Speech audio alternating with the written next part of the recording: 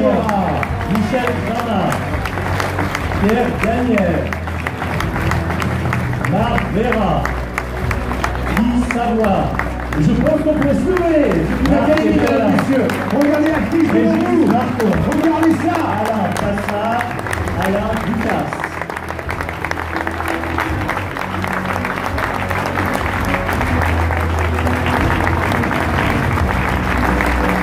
Mesdames, messieurs, voici la toute première académie, les toutes premières rentrées ce soir. Et j'appelle le doyen qui va vous dire un petit mot, mesdames, messieurs, monsieur Michel Guéra, qui s'avance.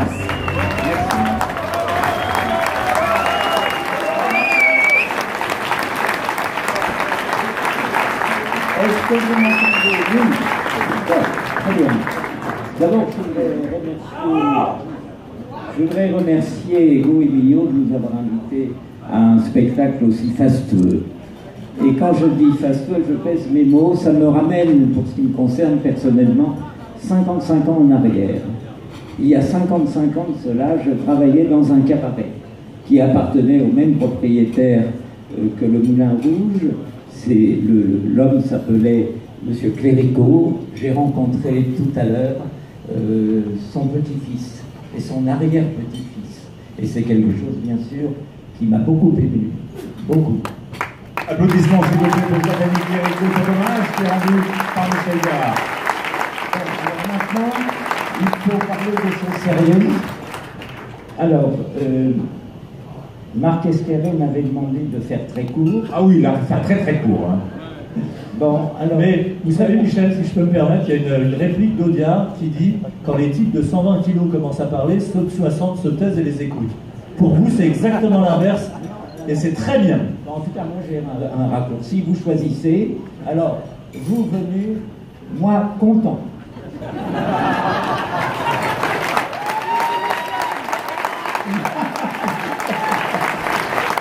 Vous restez là, vous pouvez dire un mot quand même. Je vais parler de choses sérieuses parce que au milieu, c'est quand même des souvenirs. Là, on les a connus personnellement, ça fait quelque chose. Alors, il y a de cela 50 ans déjà, Enrico et Christian Millot, brillants journalistes à la plume alerte, venaient titiller le monde de la gastronomie, de la chronique gastronomique plutôt, bouleversant les codes établis, s'efforçant d'inscrire la cuisine française dans un nouveau registre singulier. Alors là, c'est là où je deviens sérieux, mais vous ne partirez pas les mains vides, vous aurez appris quelque chose. Donc un registre, disais-je, singulier, comme elle avait commencé à l'imaginer 3 siècles et demi plus tôt, sous le règne du roi Soleil. Et oui, et c'est bon quand même qu'on ait ces connaissances-là. Donc un roi, je ne sais pas si vous savez, mais terriblement gourmand, notre Louis XIV, là, de cette ratatouille moyenâgeuse qu'on lui imposait, rêvant d'une autre cuisine, celle rendue possible grâce à l'essor d'une agriculture nouvelle, ainsi qu'à l'introduction d'une palanquée, il faut s'en rappeler ça, de produits venus d'hier, petits pois, thé, haricots, asperges, tomates, café, piment, artichaut, chocolat, aubergines, glace, sorbet et cerise sur le gâteau, un nouveau vin blanc effervescent portant les titres de champagne. Je disais que vous apprendrez des trucs.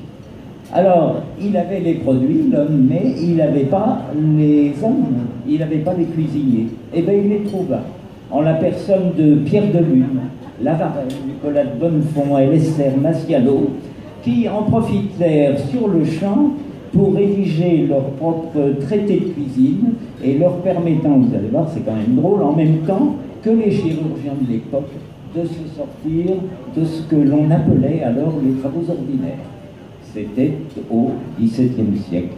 Plus tard, après la mort de Louis XIV, d'autres chefs suivraient tel marin Menon, Vincent Lachapelle, lequel prononcerait pour la première fois le mot nouvelle cuisine.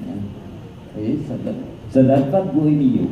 Une cuisine donc singulière, créative, dont la renommée et le prestige ne cesseraient de grandir jusqu'à devenir le modèle universel de toute grande cuisine.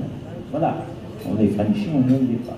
Alors, plus tard encore, comme Louis XIV, Talleyrand saurait, avec l'aide du talentueux Carême, qui avait été pâtissier là-bas, je le dis parce que moi aussi j'ai été pâtissier. Bon. Donc avec Carême, satisfaire aux besoins de sa politique étrangère et asseoir, grâce à notre royale cuisine française, son emprise sur la diplomatie internationale. C'est ce que recherche depuis quelque temps à faire nos nouveaux gouvernements. Donc c'est à cette même époque que le mangeur ordinaire, alors ça devient sérieux, c'est à cette même époque que le mangeur ordinaire se glisse tout naturellement dans l'habit du gastronome averti, et provoquant bien sûr un changement de statut du cuisinier dont le succès, comme celui de l'écrivain, du peintre, du musicien de l'époque, va désormais dépendre d'une corporation qui place la cuisine et la gastronomie sous surveillance, la critique. Pas de peau. Grimaud de La Reynière en fut le pionnier historique, en même temps que l'initiateur d'ailleurs du tout premier guide avec son Almanach des gourmets, paru en 1804. Ainsi, la critique devient-elle la surveillante en chef de notre destin. À nous autres, cuisiniers, ne l'oublions pas, nous invitant sans cesse à revoir notre copie, à nous remettre en cause sans discontinuer.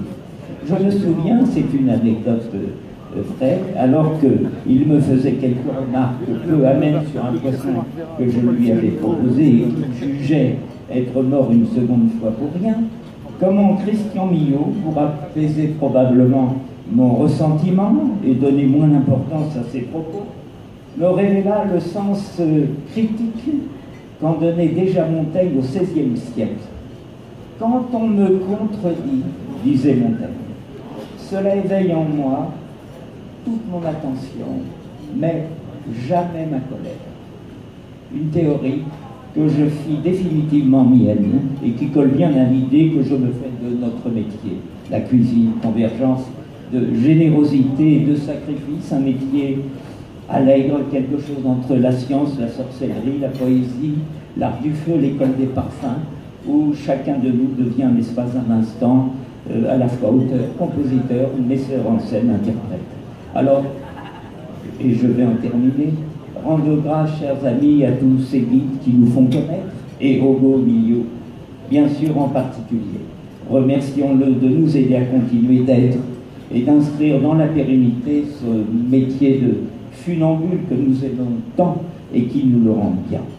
Félicitons-le aussi, et surtout pour la création de cette toute nouvelle et fort à propos institution, l'Académie Hugo Millot, composée d'une dizaine de sages, là, sage, j'ai mis ça entre guillemets, cette sagesse acquise patiemment au fil du temps, une dizaine d'amis, de talentueux amis, que je vous présente par ordre décroissant de date de naissance d'ailleurs, Jojo Blanc, Michel Traman, applaudissements s'il vous plaît, notre ami Pierre Gagnère, absent aujourd'hui, Marc Véran, Guy Savoie, Marc Berlin, Régis Marcon, Alain Passard et le Benjamin Alain Dupas. applaudissements, et merci beaucoup Michel Gérard.